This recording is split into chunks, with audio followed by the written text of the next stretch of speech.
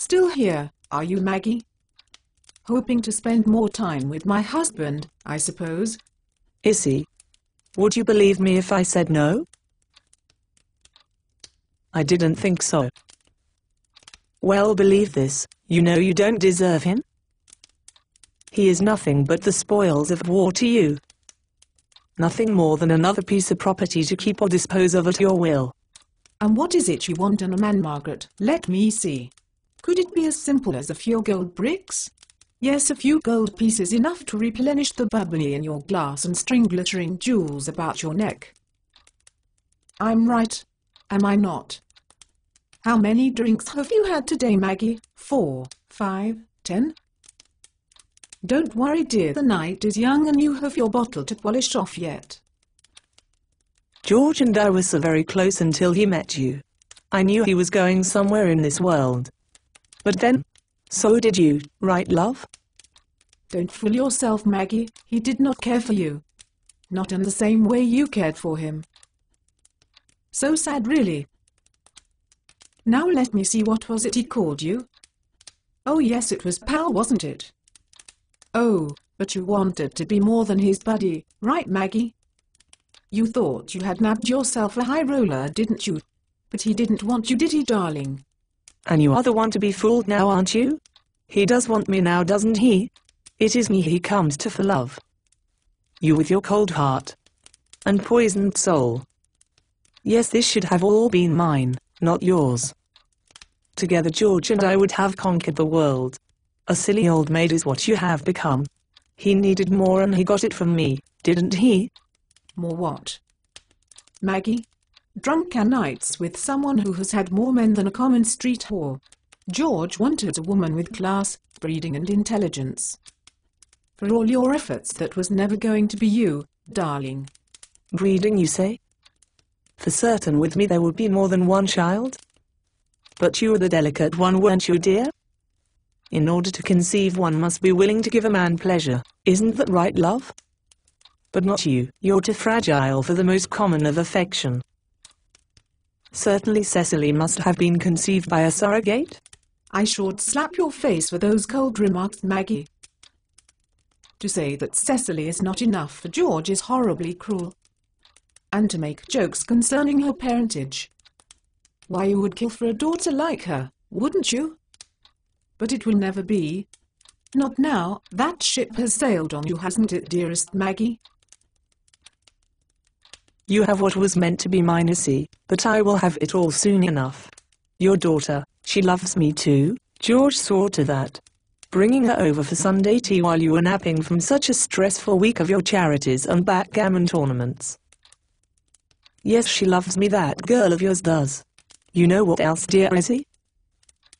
On those Sunday afternoons while Cecily was entertaining herself with tea parties and teddy bears, George and I, we had our own nap to relieve our own stress. Yes, your husband is very talented and he so loved sharing it with me. Delicious he was. Poor Maggie, you do so want my life, don't you? But the question is, could you give George what he needs? Could you share him, Maggie? No, you say.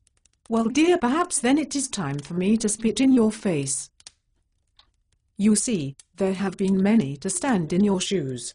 They have all failed, Maggie, and do you know why? Because they all want what you want, Maggie.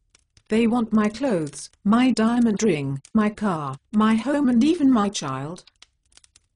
Such a shame, really. Poor George. All he really wants is someone to hold on a cold winter's night for the cost of a cheap trinket or two. Don't be idiotic. George is a very generous man. He is self-made, a true man of honor. Generous? Oh yes, Maggie. George can be very generous with my money. Don't look so surprised, love. Of course he wouldn't tell you that, would he? You see, the money you so lust after, it is not his. It is mine. Nonsense, that cannot be. I would have known this. You would have flaunted that so many years ago.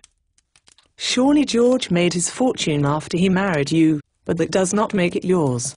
But you see, love, you are right in a way. George made his fortune because he did marry me. Being an honorable man, as you yourself pointed out, He also signed away any claim he may have had to the family fortune. So you see, Maggie, your noble man is really, well, a common pauper. Now let me ask, are you still quite smitten with him? He would leave you now, you know, if I asked. All these years we have been waiting for Cecily to start her own life. George loves her so, but he would leave now, is he? If I asked him. But the question, my dear, is, do you want him, for richer or for poorer? Your evenings spent with my husband were no secret to me. Does that surprise you? George has always been such a poor liar. But know this, I had my husband here with me on my terms. You think he would leave me on your whim? Go ahead, Maggie, ask him, put him to the test. See if he will go. See if he will walk away if I ask him to stay. What if he does? Perhaps the two of you will find some cheap cottage to rent by the month. Certainly it would be a step up from one rented by the hour. Really, Maggie, can you picture George without the comforts of this palatial home surrounding him? Now, my dear, it is my turn to say, I don't think so. There now, I see your bottle is quite empty. I am sure you will have no trouble locating the nearest bar for a replacement. As for me, I am missing my husband dreadfully at the moment, and I think I shall find comfort with him on this very special evening.